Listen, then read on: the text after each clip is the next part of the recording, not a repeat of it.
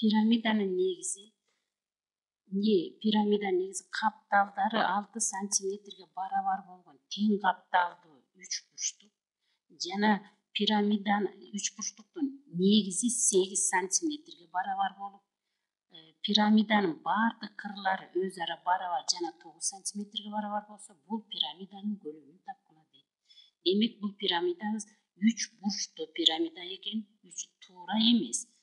Туура болуш үчүн мунун жактарынын баары барабар болуш керек болчу, негизинин бул жерде тең капталдуу үч бурчтук дейт. Демек анда бул жерден А Б жагы менен гана Б С жагы барабар экен, ал эми негизи деп эсептелген А С жагы 8 сантиметрге барабар экен. Көлөмдү табуунун формуласын жазалы. Пирамиданын көлөмү эмнеге барабар болчу? Пирамиданын көлөмү 3/1 S негизинин аянтын пирамиданын бийиктиги H'ка көбөйткөнгө барабар. Ошентип бул пирамиданын бийиктигин табыш үчүн биринчиден негизинин аянтын табышыбыз керек экен, экинчиден H бийиктигин табышыбыз керек экен. Бул пирамиданын негизи эмне болуп турат? Бул пирамиданын негизи үч бурчтук болуп турат. Анда үч бурчтуктун аянты мындай деп жазып коеюн: барабар 2/1 AC көбөйтүлгөн KB. Башкача айтканда негизин бийиктигине көбөйткөн көбөйтүндүсүнүн жарымына барабар болуп турат. Эми бул жерде кайра карап көрөлүк. AC белгилүү экен, 8ге барабар экен. KB белгисиз экен. KB бул үч бурчтуктун бийиктиги. Анда үч бурчтуктун бийиктигин үч бурчтук KB C'дан табалык. Бул тик бурчтуу үч бурчтук. Себеби BK бул негизи бийиктиги болуп турат. Бийиктиги болгондуктан бул BK ACга перпендикуляр болот. Тең капталдуу үч бурчтуктун бийиктиги медианадагы биссектрисада болот. Анда биз азыр медианасын эске алсак, эгерде BK медиана болсо, анда AC тең 2ге бөлүнөт дагы, AK KCга барабар болот. Ошентип анда бул үч бурчтуктан биз издеп аткан BK тик бурчтуу үч бурчтуктун катети болуп калат экен дагы. Кайрадан Пифагордун теоремасына келип атабыз. Өзүңөр байкап атсаңар керек, ар бир эсепте Пифагордун теоремасы пайдаланылып атат. Анда мындан алып таштайт экенбиз катет С К'нын квадратын. Ошентип барабар ордуна койсок, анда тамыр СБ дейт. СБ бул үч бурчтуктун жагы болуп турат, же болбосо БЦ мына 6 сантиметр болуп турат. 6нын квадраты 36 минус КЦ. КЦ деген эмне? КЦ азыр эле айттык, АЦнын жарымына. Себеби кайра кайталайм, БК медианада болуп эсептелет. Медиана болсо АЦны 2ге бөлөт, АЦ 8 болчу, жарымы 4, анын квадраты 16. Барабар 36дан 16ны алсак 20 калат. 20дан тамыр так чыкпайт. Ошон үчүн аны 4 көбөйтүлгөн 5 деп жазып алсак болот. Себеби 4төн 2 чыгат. Барабар 2 чыгат дагы 5 тамырдын алдында калып калат. Ошентип BK табылды. BKны биз аянт үчүн биринчи деп коелу.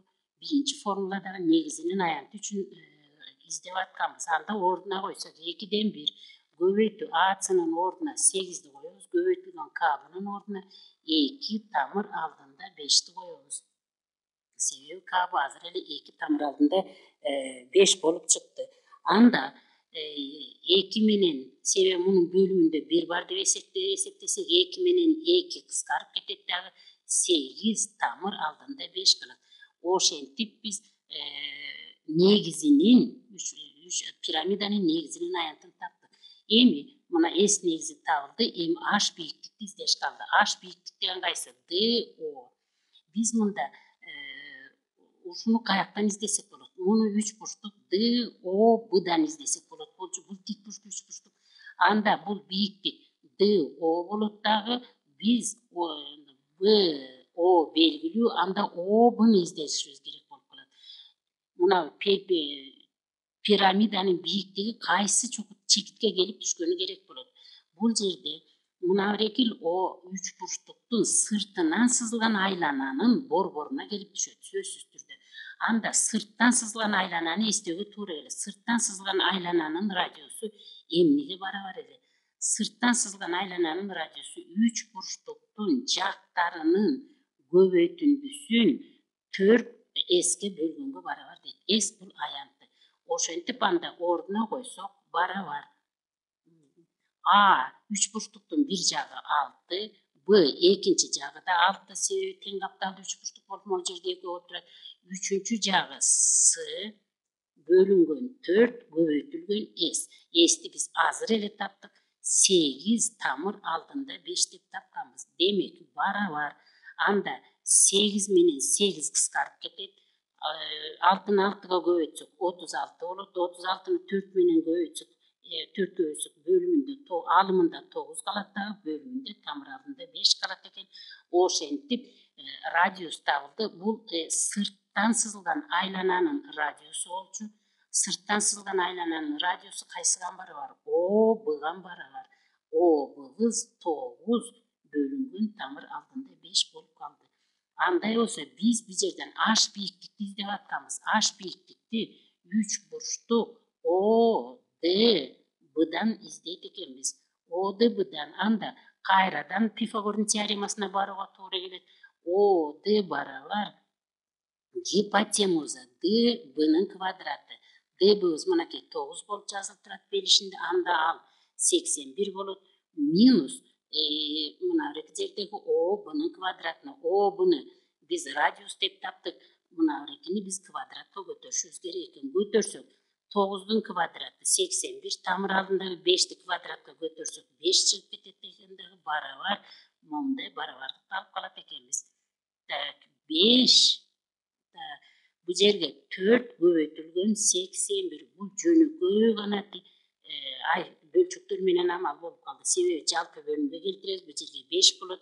5 көбөйтүлгөн 81ден 81 алсак 4 көбөйтүлгөн 81. Ошентип 4төн 2 чыгат, 81ден 9 чыгат. 5 тамырдын алдында калып калат.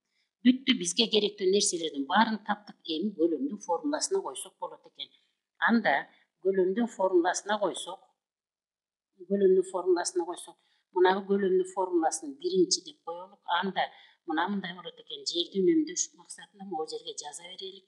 Көлөм барабар 3төн 1 S негизинин аянты дейт. S негизинин аянты мына могул жерде табылган болчу. 2 S негизинин аянты мына могул жерде 8 тамыр алдында 5. 8 тамыр алдында 5 болуп табылган көбөйтүлгөн H дейт. H болсо азыр эле таптык. H C D болчу. H деген мынакей бизде H D O болчу. DOну мынакей O'ну могул жерден таптык. 2 көбөйтүлгөн 9 бөлүнгөн тамыр алдында 5 барабар. Тамыр алдында 5 менен тамыр алдында 5 кыскарып кетет. Ошентип барабар эмне калып калды? Алымында 2 8 2 9 калып калды. Буларды көбөйтсөк анда мындай болуп калат экен. 2 жерде 9 18 болот. Же болбосо мындай деп жазалык. 8 көбөйтүлгөн 2 жерде 9 18 бөлүнгөн 3 калып калды. 18 менен 3 кыскарып кетет 6-га. Ошентип издеген пирамиданын көлөмү 48ге барабар болот экен. Мурдагыдай эле бирдик жазылган жок. Эми жообун мына жерге жазып койсок 48 сантиметр куб болуп калат экен. Экинчи бир кызыктай эсепти карап алалык. Бир караганда могул экинчи эсебибиз бир кыйла татаалдай көрүнөт. Бул эсепте мындай дейт. Диаметри 8ге барабар болгон айлананын ичине сызылган туура 6 бурчтуктун аянтын тапкыла дейт. Демек мына эрекил 6 бурчтук айлананын ичине сызылыптыр. Айлананын диаметри 8ге барабар экен. Эгерде диаметри 8 болсо, анда радиус 4 болору белгилүү. Ошентип анда мына эреке 6 бурчтуктун аянтын табат экенбиз. 6 бурчтуктун аянтын табыш үчүн бир гана 3 бурчтуктун аянтын таап, мисалы үчүн FOA 3 бурчтугунун аянтын таап, аны 6га көбөйтүп койсок, себеби ушундай 3 бурчтуктан 6 отурат, анда 6 бурчтуктун аянты табылар эле. Эми айлананын ичине сызылган 6 бурчтук жөнүндө эмнени билебиз? айланада болсо радиус бар. Радиусу 4 дедик. 6 бурчтуктун жагын дайыма А6 деп белгилеп жүрөбүз. А6 дайыма айлананын радиусуна барабар болот. Ошентип анда 1 3 бурчтукту табат экенбиз. Анда 3 бурчтуктун 3 жагы тең белгилүү болуп калды. Ал радиуска барабар болуп, ал 4кө барабар болот экен. Мына 3 бурчтуктун аянтын биз 3 түрлүү таабасак болот. Биринчиден, баягы эле биз билген 3 бурчтуктун аянты 2ден 1 негизин F A'ны бийиктик K O'го көбөйттү деп тапсак болот. Экинчи, Герондун формуласы боюнча тапсак болот. Албетте узун жол менен чыгарыңар келсе. Үчүнчүдөн, тең жактуу 3 бурчтуктун аянтынын даяр формуласы бар болчу. Аны пайдалансак болот.